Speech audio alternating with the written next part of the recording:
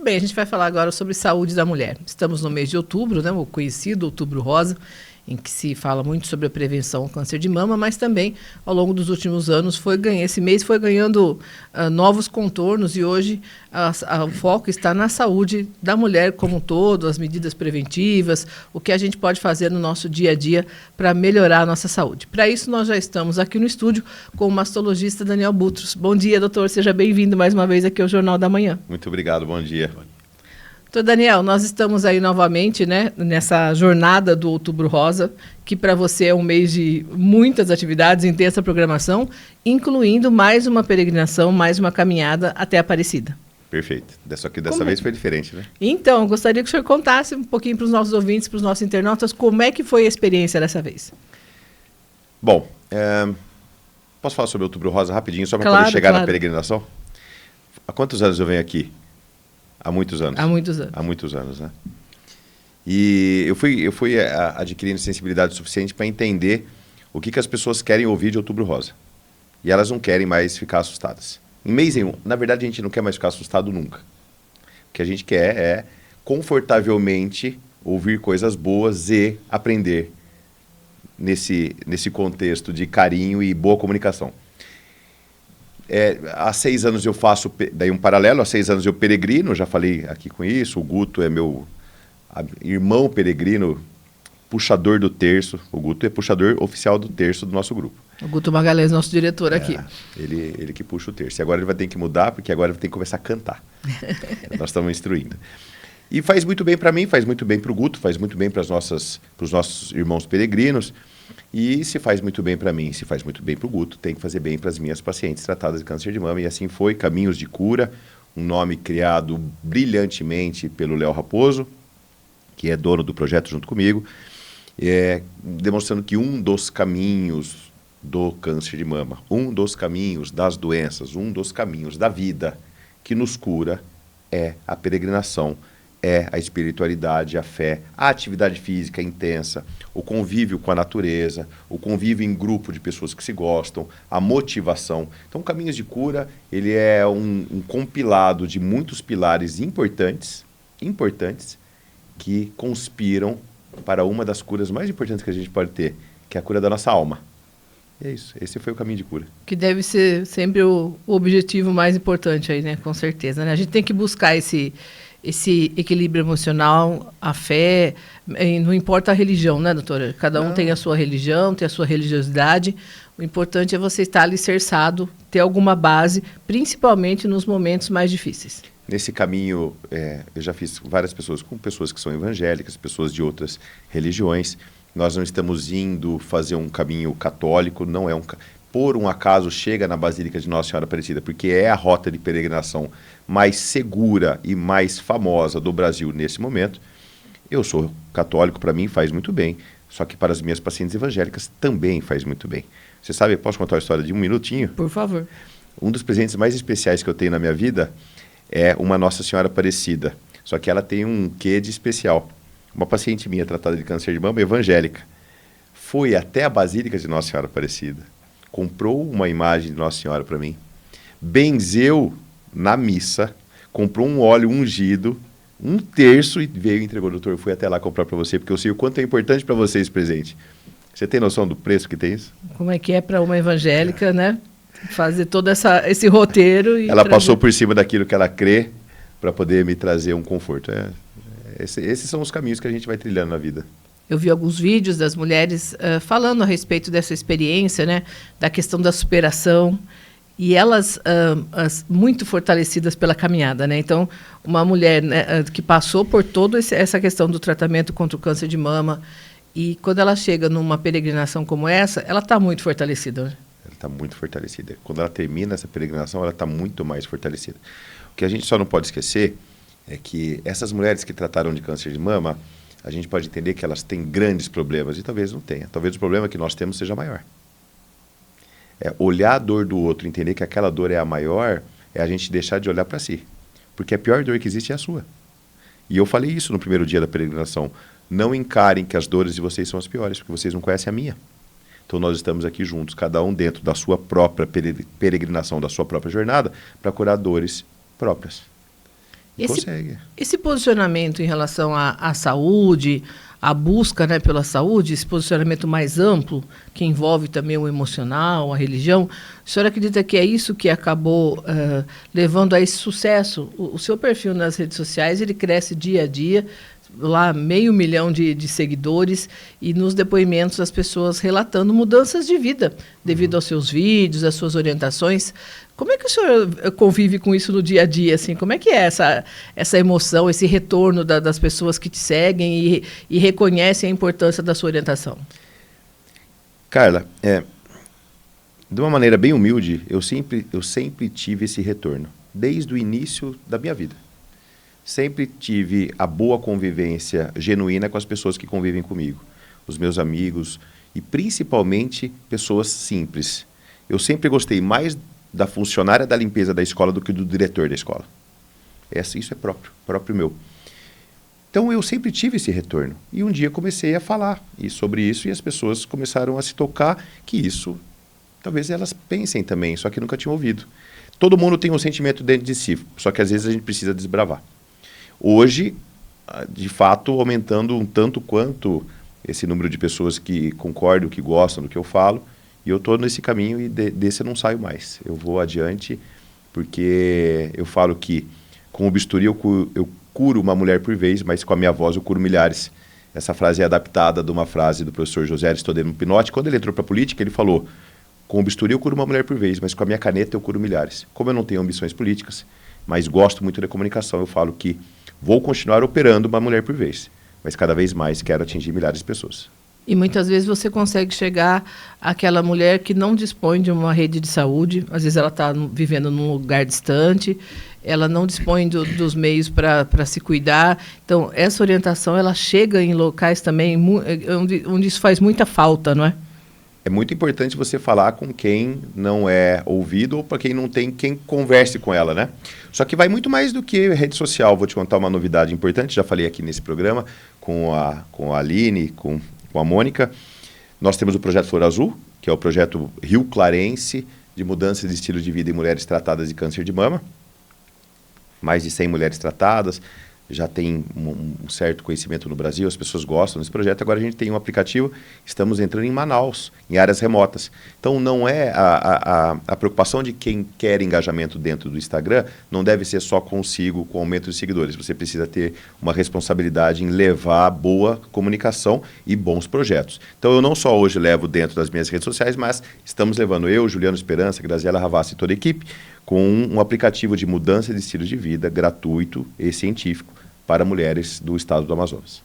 Que é válido para todas as mulheres, né? Essa preocupação com a saúde, ela não deve acontecer só quando a gente fica doente, né, doutor? Muito pelo contrário, ela deve acontecer antes da gente ficar doente, porque talvez você não fique doente. Com certeza. Murilo, tem perguntas para o doutor Daniel? Pois não, cara. Doutora, sabemos que perdas e dores são inerentes ao seu ofício, né? Essa fé que, notadamente, o move ajuda a passar por esse processo? Muito. Primeiro que quando eu escolhi fazer mastologia com exclusividade, eu escolhi uma área que gera muito sofrimento. Isso é muito valioso, né? Você poder cuidar de mulheres que precisam muito, te coloca numa situação que eu só preciso melhorar a vida dela, porque piorar, e tem gente que consegue piorar. Então eu já lido com essa dor e a vida caminha para eventualmente você lidar com perdas. O que me faz ter a tranquilidade de lidar no momento da perda, primeiro é a confiança que aquela paciente tem de eu estar ao lado dela. Nem sempre eu estou ao lado naquele momento, porque às vezes eu não estou pronto para isso. Hoje você está, amanhã você não está, depende. E eu não posso me expor também. Tem dias que eu não posso levar essa dor para minha casa. Já tive essas experiências de sair de um leito de morte de uma paciente e chegar em casa e desligar. Não conseguir ficar com a minha família. Isso não pode acontecer. Mas muitas outras... Tive grandes possibilidades e grandes despedidas, de receber 2 vezes um sorriso de mulheres que sorriram e morreram. Puxa vida, se isso não for valioso, o que é valioso, né? Então a gente precisa entender que a finitude existe, todos nós teremos, essa é uma certeza, a gente tem que ter preparado para isso.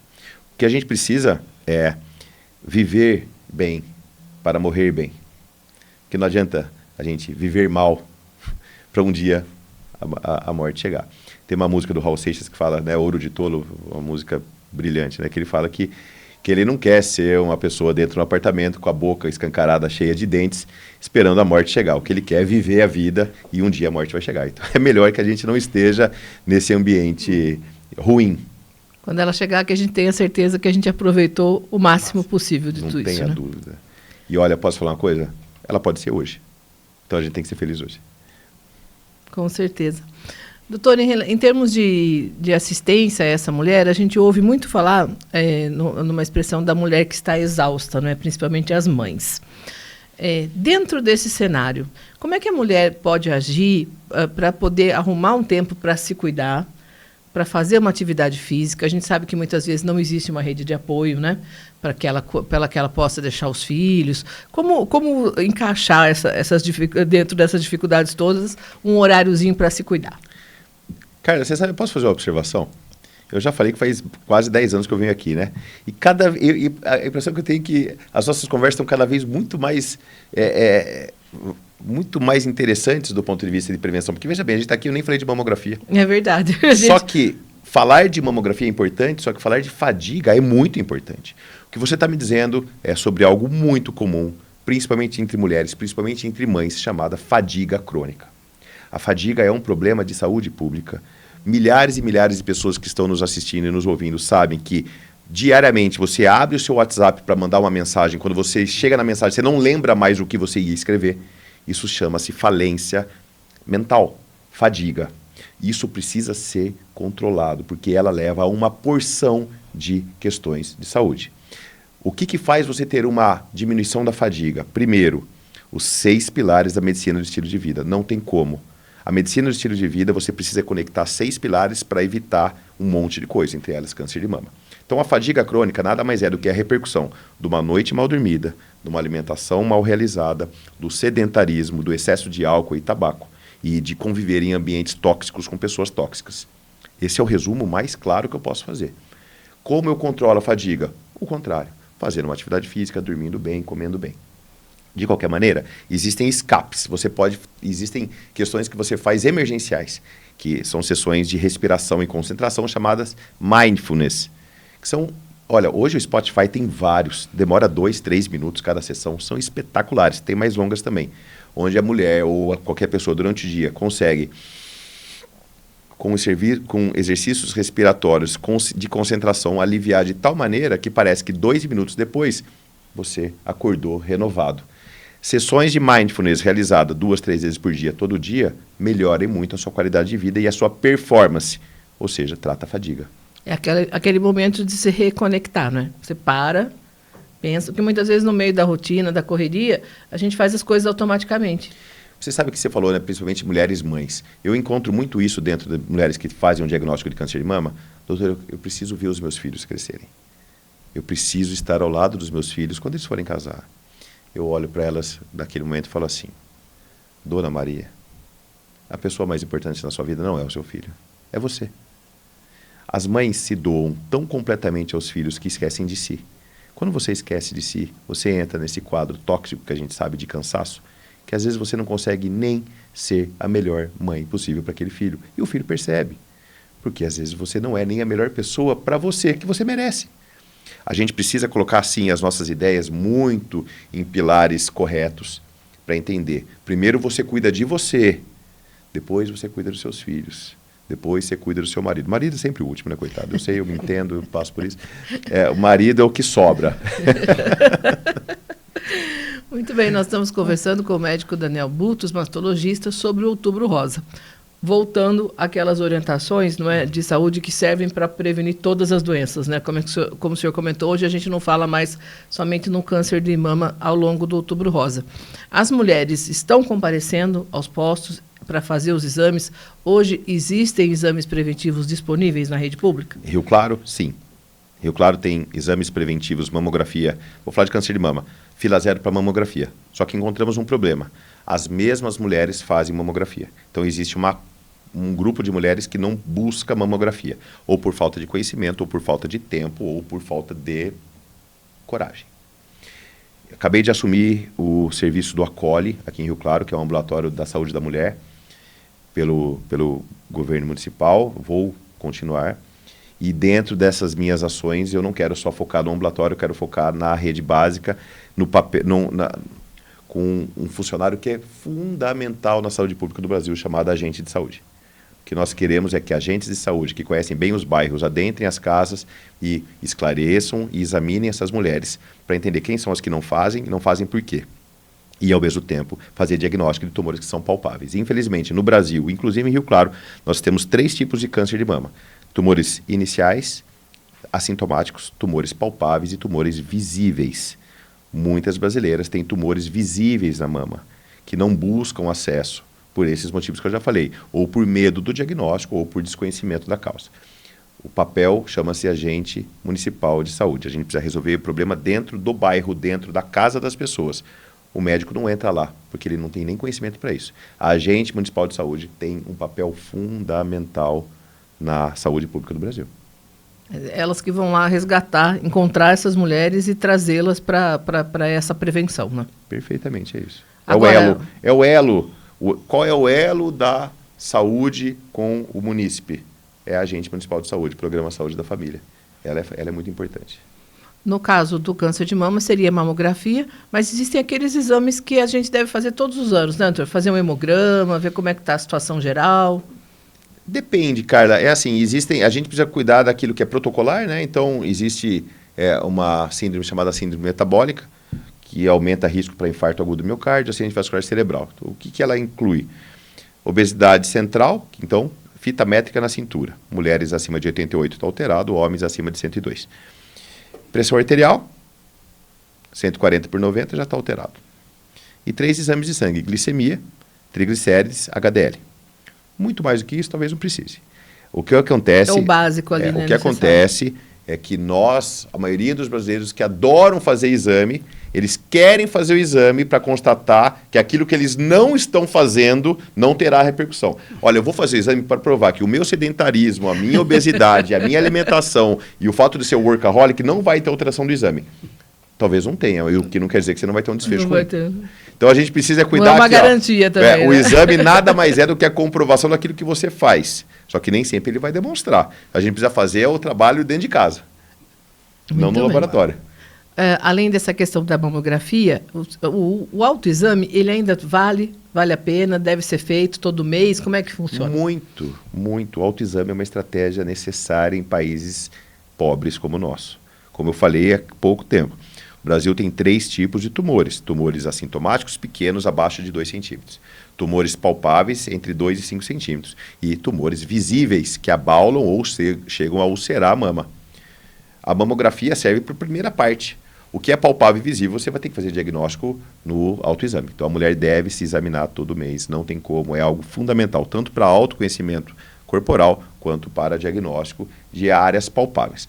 Toda área palpável será um câncer de mama? Claro que não, a minoria será, mas precisa ser investigada. Identificada pela mulher e diagnosticada pelo médico. Tem vários tipos de nódulos que são benignos, que não são câncer. A mulher pode ter um cisto palpável, ela pode ter uma área glandular palpável, ela pode ter um fibroadenoma, pode ter um edema, ela pode ter milhares de coisas. A maioria dos achados palpáveis não é câncer de mama, mas existe o câncer de mama. E a gente precisa... Agora, quem vai entender se é ou não é? O médico mastologista. É ele que tem capacidade para falar. Dona Maria, siga em frente. Fica tranquila, Dona Maria, vem aqui, vamos fazer uma biópsia. E esse momento é primordial. É por isso que eu falo, você não pode enrolar. Achou uma área palpável em mulheres acima de 40 anos, essa área tem que ser investigada e, na maioria dos casos, biopsiada.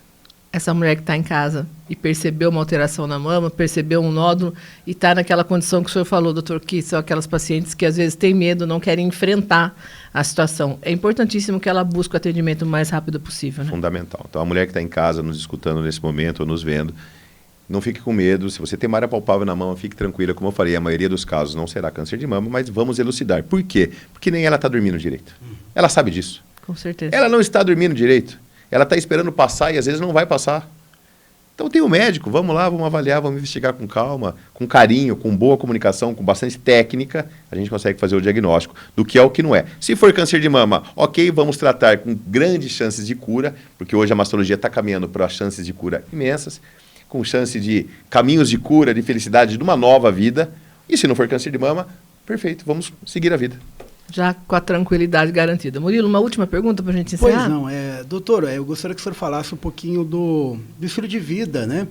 E a importância do estilo de vida no tocante à prevenção. O estilo de vida previne a maioria das doenças. Fala-se que a medicina do estilo de vida é a prática médica científica que previne e trata doenças não contagiosas. Infarto agudo do miocárdio, acidente vascular cerebral, câncer de mama, câncer de intestino e uma porção de outras doenças. A base de tudo chama-se inflamação. Eu tenho um iceberg. A base do iceberg chama-se inflamação. Geralmente correlacionado à obesidade, mas nem sempre. Inflamação. Daí você tem os picos do iceberg. Câncer de mama, câncer de intestino, infarto agudo do miocárdio, acidente vascular cerebral. Ou seja, tudo vem de uma base só. Como que você lida com inflamação e obesidade? Estilo de vida. Atividade física diária de 30 a 60 minutos. Dá para ser menos também. O Flor Azul está mostrando isso. Alimentação. Descasque mais, desembale menos. Bem lúdico, não tem como errar. Descasque mais, desembale menos. Geladeira cheia, despensa vazia. É bem lúdico, certo? Aquilo que não estraga não presta. Aquele pão de forma na sua geladeira que está lá há 3 meses, você pega, ele tem cheiro de pão, cara de pão, gosto de pão, não é pão. Tá certo? Sono. Precisamos dormir bem. Você só vai dormir bem se você fizer os 2 pilares anteriores, dieta e atividade física. Se você fizer os 3, dormiu bem, fez atividade e comeu bem, você vai evitar fadiga crônica. Quem geralmente está muito bem, bebe pouco. E quem tem tudo isso anda com pessoas boas, que é o 6º e um dos mais valiosos pilares. Relacionamentos saudáveis. Sabe por que eu sou apaixonado pela peregrinação? Porque os meus amigos da peregrinação me fazem tão bem, que eu quero continuar só do lado deles. Relacionamentos saudáveis. Dentro da peregrinação eu tenho os 6 pilares da medicina do estilo de vida juntos. Não tem como ser ruim. Caminhos de cura, é isso aí. Com certeza.